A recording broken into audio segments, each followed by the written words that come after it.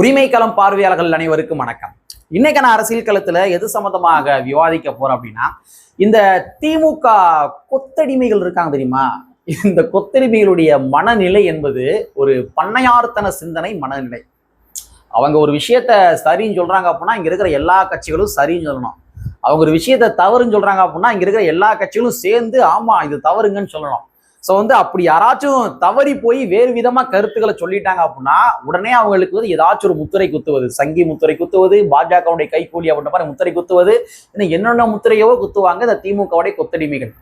அவங்க ஆளுங்கட்சியா இருந்தப்ப இந்த மாதிரி பண்ணையார்த்தன சிந்தனையில இருந்தாங்க அப்படின்னா அதை நம்ம ஏத்துக்கலாம். ஆனா இன்னைக்கு அவங்களே கூப்புல உட்காந்துருக்காங்க. இந்த நிலைமையில நான் சரின்னு சொன்னா நீங்க சரின்னு சொல்லணும், நான் தவறுன்னு சொன்னா நீங்க தவறுன்னு சொல்லணும் அப்படின்னா எப்படி மற்ற கட்சிகள் ஏத்துக்கிடுவாங்க? ஏன்னா இது எதுக்காக பதிவு பண்றேன் அப்படின்னா, இன்றைய தினத்துல அண்ணன் திருமா அவர்கள் தமிழக வெற்றி கழகத்தினுடைய பட்ஜெட் சம்பந்தமாக ஒரு கருத்தை சொல்லியிருக்காரு. இந்த மாதிரி கருத்தை சொன்னோன்னே திராவிட முன்னேற்ற கழகத்தினுடைய கொத்தடிமைகள் பராண்ட ஆரம்பிச்சிட்டாங்க. ஸோ அண்ணன் திருமா அவர்கள் திராவிட முன்னேற்ற கழகத்தினுடைய கொத்தடிமைகளுடைய நடுமண்டையில நச்சுன்னு எப்படி இறக்கி இருக்கிறாரு, திராவிட முன்னேற்ற கழகத்தினுடைய அந்த நரேட்டிவ்ல எப்படி அண்ணன் திருமா அவர்கள் உடைத்திருக்கின்றார். இது போன்று பல்வேறு வகையான தரவுகள் எல்லாமே இந்த காணொலியில கொஞ்சம் டீட்டெயிலா பார்க்கலாம். குறிப்பாக தமிழக வெற்றி கழகத்தினுடைய பட்ஜெட் அது எப்படி இருக்கு அப்படின்றத நம்மளுடைய பார்வையின் அடிப்படையில் இந்த காணொலியில கொஞ்சம் டீட்டெயிலா பார்த்துடலாம். நண்பர்கள் அனைவருக்கும் இளம் திருவள்ளுதியின் இனிய வணக்கம். நாங்க படிமத்து பார்த்துட்டோம், இனி ஜென்மத்துக்கும் எங்களால குனிய முடியாது. அதனால நாங்க சண்டை போட போறோம். வீடியோக்களை போறதுக்கு முன்னாடி நம்ம நேயர்கள்ட்ட ஒரு கேள்வி கேட்டுருவோம். உங்களுடைய பதில்களை நீங்க கமெண்ட் பாக்ஸ்ல கமெண்டா போட்டுருங்க. அதாவது தமிழக வெற்றி கழகத்தினுடைய இந்த பட்ஜெட் இருக்கு இல்லையா, இந்த பட்ஜெட் உங்களுக்கு ஓகேவா? இல்லைங்க எங்களுக்கு ஓகே கிடையாதுங்க, இப்படி சரி பண்ணியிருக்கலாம், இப்படி சரி பண்ணியிருக்கலாம் அப்படின்ற மாதிரி உங்களுக்கு ஏதேனும் பார்வைகள் இருந்துச்சு அப்படின்னா நீங்க கமெண்ட் பாக்ஸ்ல கமெண்டா போட்டுருங்க. சரிங்களா? சரி, அண்ணன் திருமா அவர்கள் தன்னுடைய கருத்து மூலமாக திராவிட முன்னேற்ற கழகத்தினுடைய நரேட்டிவ்களை எப்படி உடைச்சிருக்கிறாரு அப்படின்றத முதல்ல பதிவு பண்ணிடுவோம். இன்னைக்கு அண்ணன் திருமா அவருடைய அக்கா பானுமதி இருக்காங்க தெரியுமா, அவங்களுடைய இறந்த நாள். ஸோ இந்த நாள்னால அண்ணன் திருமா அவர்கள் அவருடைய சொந்த ஊரான அங்கனூருக்கு போய் பானுமதி அவருடைய நினைவிடத்துல மரியாதை செலுத்தியிருக்காரு. செலுத்தி முடித்ததற்கு பின்பாக பத்திரிகையாளர்களுக்கு பேட்டி கொடுத்திருக்காரு. ஸோ அந்த பேட்டியில பத்திரிகையாளர்கள் இந்த தமிழக வெற்றி கழகத்தினுடைய பட்ஜெட் சம்பந்தமாக கேள்விகள் கேட்கிறாங்க. அதுக்கு அண்ணன் திருமா அவர்கள் கொடுத்த பதில் என்னவென்றால், உள்ளபடியே அக்கார்டிங் டு மீ ரொம்ப டெப்தா இறங்கி சில பல விடயங்களை நோட் பண்ணி அவர் கருத்துக்களை தெரிவிச்சிருக்கிறாரு. ஸோ நான் திரும்ப அவர்கள் இந்த மாதிரி கருத்து சொன்னோடனே நாம எப்படியாச்சும் இந்த பட்டியல மக்களுக்கு எதிராக தாவேக அரசாங்கம் இருக்குது அப்படின்ற மாதிரி உருவாக்கலாம்னு பார்த்தோம், நரேட்டிவ்கள் உருவாக்கலாம் பார்த்தோம், இதை நான் திரும்ப அவரை போட்டு உடச்சிட்டாரு அப்படின்ற மாதிரி திமுக கொத்தடிமைகள் ஒரு பக்கம் கதறிக்கி இருக்காங்க. சரியா? சரி, அதன் திரும்ப அவர்கள் என்ன சொல்லியிருக்காரு அப்படின்றத சொல்லிடுவோம். முதல்ல பண்டிதர் அயோத்திதாசர் குடியிருப்பு மேம்பாட்டு திட்டம் அப்படின்னு சொல்லி ஒரு திட்டம் இருக்குது. ஸோ இந்த திட்டத்திற்கு தமிழக வெற்றி கழகம் என்ன பண்ணிருக்காங்க, அதிக நிதியை ஒதுக்கி இருக்கின்றார்கள். பண்டிதர் அயோத்திதாச குடியிருப்புகள் மேம்பாட்டு திட்டம்.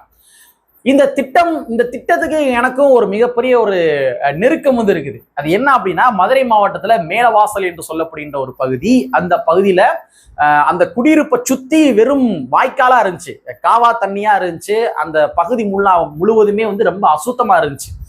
அப்ப எங்க விடுதலை சிறுத்தை கட்சியினுடைய மாவட்ட செயலாளர் திரு ரவிக்குமார் அவர்கள் என்ன பண்ணாலும் எனக்கு அழைப்பு கொடுத்தாரு, தம்பி வாங்க அதை ஒரு டாக்குமெண்ட்ரி பண்ணி நம்ம போஸ்ட் பண்ணுவோம், நம்ம யூடியூப் சேனல் ரிலீஸ் பண்ணுவோன்ற மாதிரி சொன்னாரு. உடனே நானும் போயிருந்தேன். அங்க பல ஆய்வுகள் பண்ணோம், நிறைய ஃபுட்டேஜ் எடுத்தோம், ஒரு வீடியோவா பேசி அதை நம்மளோட யூடியூப் சேனல்ல நம்ம பப்ளிஷ் பண்ணோம். நிறைய வியூஸ் போச்சு. அப்ப அந்த மாநகராட்சியினுடைய அதிகாரிகள் கூட என்ன பண்ணாங்கன்னா உடனடியாக நடவடிக்கை எடுத்தாங்க. இந்த பண்டிதர் அயோத்திதாசர் குடியிருப்பு மேம்பாட்டு திட்டத்தின் மூலமாக அவங்க என்ன பண்ணாங்கன்னா ஒரு மாஸ் கிளீனிங் பண்ணாங்க. கிட்டத்தட்ட ஒரு ஐ திங்க் ஒரு 1 கோடி ரூபாய் நிதி ஒதுக்குன்னு நினைக்கிறேன். 1 கோடி ரூபாய் நிதி ஒதுக்கி ஒரு மாஸ் கிளீனிங் பண்ணாங்க. அந்த மேல்வாசல் பகுதியை மாஸ் கிளீனிங் பண்ணாங்க. ஸோ இந்த திட்டத்திற்கும் நமக்கும் ஒரு மிகப்பெரிய தொடர்புகள் இருக்குது. சரியா? சரி, ஸோ இந்த திட்டத்திற்கு தான் தமிழக வெற்றி கழகத்தினுடைய அரசாங்கம் என்ன பண்ணியிருக்காங்கன்னா 419 கோடி நிதி ஒதுக்கி இருக்கிறாங்க. சரிப்பா, 419 கோடி நிதி ஒதுக்கிட்டாங்க. அப்ப திமுக நிதி ஒதுக்கலையா? அதையும் சொல்லுன்னு கேக்குறீங்களா? அதையும் சொல்லிடுவான். திமுக கடந்த 2024 இருந்து 2025 வரைக்கும் ஒதுக்கிய நிதி எவ்வளவு பார்த்தோம்னா வெறும் 230 கோடி இந்த திட்டத்துக்கு. அடுத்து 2025 இருந்து 2026 அந்த நிதியாண்டுல திமுக ஒதுக்கிய நிதி பார்த்தோம்னா வெறும் 230 கோடி. இந்த நிலைமையில தான் தமிழக வெற்றி கழகம் 419 கோடி நிதியை ஒதுக்கி இருக்கின்றார்கள். எதற்கென்றால் பண்டிதர் அயோத்திதாசர் குடியிருப்புகள் மேம்பாட்டு திட்டத்திற்காக. அப்ப இதை வரவேற்க தானே செய்யணும்.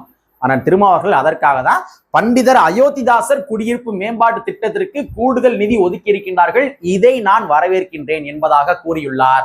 சோ திமுக கொத்தடிமைகள் என்ன பண்ணாங்கன்னா ஒரு நரேட்டிவ்ல உருவாக்க பார்த்தாங்க. பட்டியல மக்களுக்கு எதிராக தாவேக அரசாங்கம் இருக்குது, பாருங்க பாருங்க அப்படின்ற மாதிரி உருவாக்கலாம்னு பார்த்தாங்க. ஆனா அதற்கான வாய்ப்புகள் இல்லாம போயிருச்சு. சரியா? சரி, இந்த ஒரு மேட்ரு. ரெண்டாவது, அண்ணன் திருமாவர்கள் இன்னொரு திட்டத்துக்கு வரவேற்பு கொடுத்திருக்காரு. அது என்ன திட்டம் அப்படின்னு பார்த்தோம்னா, அண்ணல் அம்பேத்கர் தொழில் முனைவோர் திட்டம். இந்த திட்டத்திற்கு கூடுதலாக தமிழக வெற்றி கழகத்தினுடைய அரசாங்கம் நிதியை ஒதுக்கியுள்ளது. நான் வரவேற்கின்றேன் என்பதாக அண்ணன் திருமாவர்கள் கூறியிருக்கின்றார். சரி, இந்த திட்டத்தை எவ்வளவு நிதி ஒதுக்கி இருக்கிறாங்க? தமிழக வெற்றி கழகத்தினுடைய அரசாங்கம் 200 கோடி ரூபாய் நிதியை ஒதுக்கி இருக்கின்றார்கள். திராவிட முன்னேற்ற கழகத்தினுடைய ஆட்சி காலகட்டத்தில் எவ்வளவு நிதி ஒதுக்குனாங்க அதையும் பார்த்துருவோம். 2023 இருந்து 2024 வரைக்கும் 100 கோடி ரூபாய் நிதியை ஒதுக்குனாங்க இந்த திட்டத்துக்கு. அடுத்து 2024 இருந்து 2025 அந்த பீரியட்ல 120 கோடி ரூபாய் நிதி ஒதுக்குனாங்க. அடுத்து 2025 இருந்து 2026 170 கோடி நிதி ஒதுக்குனாங்க. தற்பொழுது தமிழக வெற்றி கழகத்தினுடைய அரசாங்கம் 200 கோடி ரூபாய் நிதியை ஒதுக்கியுள்ளார்கள். உள்ளபடியே வரவேற்க வேண்டிய விடயம். ஏன்னா அதிக நிதி ஒதுக்கி இருக்கிறாங்க. ஸோ இதனால இந்த பட்டியல மக்களுடைய தொழில் சார்ந்த விடயங்கள் கொஞ்சம் அதிகரிக்கப்படும். அதனால தமிழக வெற்றி கழகத்தினுடைய அரசாங்கத்திற்கு நன்றிகள். ஸோ இந்த விடயத்திலும் கூட நம்ம திமுகவுடைய கொத்தடிமைகள் பட்டியல மக்களை டிவிகேக்கு எதிராக நிப்பாட்டுவதற்காக ஒரு வேலை பார்த்தாங்க. ஆனா பாவம் ஆப்பாய் போச்சு. சரி, ஓகே. ஸோ இந்த திட்டத்திற்கு அதிக நிதி ஒதுக்கியதற்காக நான் திருமாவளவன் வரவேற்பு கொடுத்திருக்கின்றார். ஸோ ஒட்டுமொத்தமாக சமூக நீதித்துறை இருக்காங்க இல்லையா, இந்த சமூக நீதித்துறைக்கு தமிழக வெற்றி கழகத்தினுடைய அரசாங்கம் கூடுதல் நிதியை ஒதுக்கியுள்ளார்கள். கடந்த பட்ஜெட்டை விட இந்த பட்ஜெட்ல கூடுதல் நிதியை ஒதுக்கியுள்ளார்கள். ஸோ 9818 கோடி நிதியை தமிழக வெற்றி கழகத்தினுடைய அரசாங்கம் ஒதுக்கி உள்ளார்கள். ஸோ அதனால ஒட்டுமொத்தமாக அண்ணன் திருமாவர்கள் பட்டியல மக்களுக்கு, அதாவது இந்த சமூக நீதித்துறைக்கு ஒதுக்கிய நிதி அதிகமாக ஒதுக்கியதற்காக நன்றியை தெரிவித்துள்ளார். கூடுதலாக இன்னொரு மாற்றையும் சொன்னாரு. என்னன்னா, இந்த பட்ஜெட் சம்பந்தமாக இன்னும் மேற்கொண்டு ஆழமா விவாதம் பண்ண வேண்டிய தேவைகள் இருக்குது. ஸோ ஆழமா விவாதம் செய்ததற்கு பின்பாக முழு கருத்தையும் தெரிவிக்கின்றேன் என்பதாக அண்ணன் திருமாவர்கள் கூறியிருக்கின்றார். ஓகேவா? ஸோ ஆக மொத்தத்தில் திமுக கொத்தடிமைகள் என்ன நரேட்டிவ்கள் உருவாக்க பார்த்தாங்களோ அந்த நரேட்டிவ்கள் சுக்குநூறாக உடைந்து விட்டது. சரி, நம்மளுடைய பார்வையின் அடிப்படையில் இந்த பட்ஜெட்டை எப்படின்றத பார்த்துருவோம். முதல்ல நேற்றைய தினத்துல தந்தி தொலைக்காட்சியில ஒரு இது போட்டான், ஒரு வீடியோ ஒன்று போட்டான் பட்ஜெட் சம்பந்தமாக. இது வரைக்கும் அந்த மாதிரி ஒரு வீடியோ தந்தி தொலைக்காட்சி போட்டுக்கவே மாட்டானுங்க. ரொம்ப கிளாசிக்கா, ரொம்ப மாடர்னா விஜய் அவர்கள் உட்காந்து ஏஐல திங்க் பண்ற மாதிரி, இங்கிட்டு மரிய வில்சன் அவர்கள் அந்த பட்ஜெட்டை தூக்கிட்டு போற மாதிரி, இங்கிட்ட அண்ணன் வன்னியரசு அவர்கள் அந்த ஏஐல அந்த எவ்வளோ ஒதுக்குனா கரெக்டாக இருக்கும் அப்படின்னு கால்குலேஷன் போடுற மாதிரி ஏதோ பார்க்கவே ரொம்ப ஒரு பிளசண்டாக இருந்துச்சு. ஸோ அந்த ஏஐ எப்படி இருந்துச்சோ அதே மாதிரி தான் இன்றைய தினத்தில் அவங்களுடைய பட்ஜெட்டும் கூட அமைந்திருக்கின்றது. அதே மாதிரி இந்த முறையும் என்ன பண்ணியிருக்காங்கன்னா, இந்த கூவம் நதிக்கரையை சுத்தம் செய்வதற்காக நிதி ஒதுக்கி இருக்கிறாங்க. வழக்கமா திராவிட முன்னேற்ற கழகத்தினுடைய ஆட்சி காலகட்டத்தில் அவங்க எப்பொழுதுமே கூவம் நதிக்கரைக்கென்று ஒரு நிதியை ஒதுக்குவாங்க. ஆனா அந்த கூவம் நதிக்கரையை சுத்தம் பண்ணவே மாட்டாங்க. ஸோ தமிழக வெற்றி கழகத்துடைய அரசாங்கம் கூட நிதி ஒதுக்கி இருக்கிறாங்க. அவங்க சுத்தம் பண்ணுவாங்களா அப்படின்றத நம்ம பொறுத்திருந்து பார்ப்போம். திமுக மாதிரி அவங்க இருக்க மாட்டாங்க அப்படின்றத நாமளும் கூட நம்புவோம். அதே மாதிரி என்ன பண்ணியிருக்காங்கன்னா, உதயநிதி அவர்கள் நீங்க பேட்டி கொடுக்குறப்ப இந்த லேப்டாப் திட்டம் நாங்க கொண்டு வந்து திட்டம் அப்படின்ற மாதிரி அவர் ஸ்டிக்கர் ஒட்டினாரு. அதுக்கு நம்ம கிளாரிட்டி கொடுத்துருவோம். இது திமுக கொண்டு வந்து திட்டம் கிடையாது, அம்மையார் ஜெயலலிதா அவர்கள் கொண்டு வந்த திட்டம். லேப்டாப் திட்டம் என்பது அம்மையார் ஜெயலலிதா அவர்கள் கொண்டு வந்த திட்டம். திமுக என்ன பண்ணாங்கன்னா, கடந்த 2025 தான் லேப்டாப் கொடுக்க ஆரம்பிச்சாங்க. அதுவும் என்ன காரணத்தாக கொடுத்தாங்க அப்படின்னா, ஓட்டு கிடைக்கும்னு நினைச்சு கல்லூரி மாணவர்கள் கொடுத்தாங்க. ஆனா ஜெயலலிதா அவர்கள் யாரு கொடுத்தாங்கன்னா, அவங்க பள்ளி மாணவர்கள் கொடுத்தாங்க. பள்ளி மாணவியர்களுக்கு வாக்குகள் கிடையாது, ஓட்டு போட முடியாது.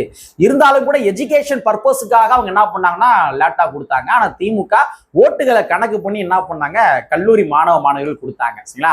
ஸோ அது நாங்க கொண்டு வந்துன்ற மாதிரி ஸ்டிக்கர் ஒட்டாரு உதயநிதி அவர்கள். அதை அவங்க கொண்டு வந்து கிடையாது அப்படின்றத பதிவு பண்ணிக்கிறேன். இதுல ஒரு கொடுமை என்னன்னு பார்த்தோம்னா, இந்த மாதிரி ஒரு சொல்லுகின்ற பொழுது பக்கத்திலே ஓபிஎஸ் இருந்தாரு. அவரு முன்னாள் முதலமைச்சர், அதிமுகவுடைய ஆட்சியில முன்னாள் முதலமைச்சர். ஆனா அவரு உதயநிதி அவர்கள் சொல்றத அப்பட்டமான பொய்ய நின்று வேடிக்கை பார்த்து கொண்டிருக்கின்றார். எவ்வளவு ஒரு காலமா மாறி போச்சு பாருங்க. அரசியல்வாதிகள் எப்படி மாறி விட்டாங்கன்றத பாருங்க. சரிங்களா? ஸோ அதே மாதிரி மிதிவண்டி வந்து கொடுக்குறாங்க. மிதிவண்டியா கொடுக்காம ஸ்மார்ட் சைக்கிள் திட்டம்ன்ற மாதிரி கொடுக்குறாங்க. இதுல நமக்கு உடன்பாடு கிடையாது. ஏன்னா டெக்னாலஜிக்கு ஏற்ற மாதிரி ஸ்மார்ட் சைக்கிள் கொடுக்கறது வந்து வரவேற்க வேண்டிய விடயம் தான். பட் இருந்தாலும் அவங்க மிதிவண்டியாக குடிக்கின்ற பொழுதுதான் அந்த குழந்தைகளுடைய உடல்நலம் பேணி பாதுகாக்கப்படும். ஒரு எக்ஸசைஸ் தானே. நீங்க ஸ்மார்ட் சைக்கிளா கொடுத்துட்டீங்க அப்படின்னா அவங்க வந்து அப்படியே ஓட்டிட்டு போயிடுவாங்க, ஓட்டிட்டு வந்துருவாங்க. இதுல ஒரு பிசிக்கல் எஜுகேஷன் அதில் இருக்காது, அந்த பிசிக்கல் சார்ந்த விடயங்கள் அதில் இருக்காது. ஸோ அதனால தனிப்பட்ட முறையில் எனக்கு இந்த விடயம் வந்து எனக்கு ஒத்து போகலை. சரிங்களா? ஸோ ஓவராலா பட்ஜெட் என்பது இவ்வாறு தான் இருந்து கொண்டிருக்கின்றது. நாளைக்கு நாளை கழிச்சு எல்லாமே ஐ திங்க் இந்த பட்ஜெட் மீதான விவாதங்கள் நடைபெறக்கூடும். அன்னைக்கு என்னென்ன கேள்விகள் எதிர்கட்சிகள் எழுப்புறாங்க, ஆளுங்கட்சி என்ன பதில் சொல்றாங்க அப்படின்றத நம்ம பொறுத்திருந்து பார்ப்போம் என்பதை கூறிக்கொண்டு, கற்பி ஒன்று புரட்சி சென்று புரட்சி அம்பேத்கருடைய வரியை கூறிக்கொண்டு நிறைவு செய்கின்றேன். நன்றி, வணக்கம்.